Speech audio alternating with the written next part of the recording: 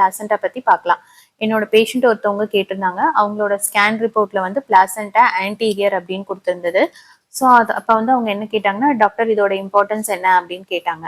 So placenta அப்படின்னா first என்னன்னு சொல்லிட்டு பார்க்கலாம். பிளாசண்டா அப்படின்றது அது ஒரு ஆர்கன். நீங்க பிரெக்னெண்டா இருக்கப்ப நியூட்ரிஷன் வந்து உங்ககிட்ட இருந்து பேபிக்கு டிரான்ஸ்மிட் ஆகுறதுக்காக அது வந்து டெவலப் ஆகும். இது யூஸ்வலா பிளாசண்டோட டெவலப்மெண்ட் வந்து பேபி வந்து யூட்ரஸ்ல இம்ப்ளான்ட் ஆகுறப்பயே வந்து டெவலப் ஆக ஆரம்பிச்சிடும். அதோட டெவலப்மெண்ட் எல்லாமே வந்து ஃபர்ஸ்ட் 3 months கழிச்சு தான் வந்து ஃபுல்லா டெவலப் ஆகும். ஸோ பிளாசென்டல் ஃபங்க்ஷன் எல்லாமே வந்து டேக் ஓவர் ஆகுறது வந்து அந்த 12 weeksல தான் நடக்கும்.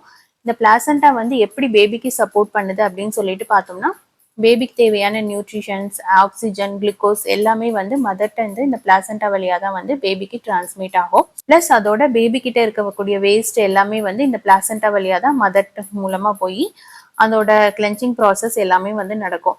ஸோ வந்து இன்ட்ரா யூட்ரஸா வந்து பேபி இருக்கிறப்போ அந்த லங்ஸ், கிட்னி பண்ணக்கூடிய ஃபங்க்ஷன் எல்லாமே வந்து இந்த பிளாசென்டா தான் பண்ணும். ஸோ ஃபர்ஸ்ட் 3 monthsக்கு அப்புறம் தான் இதோட டெவலப்மெண்ட் வந்து ஃபுல்லாவே ஸ்டார்ட் ஆக ஆரம்பிக்கும்.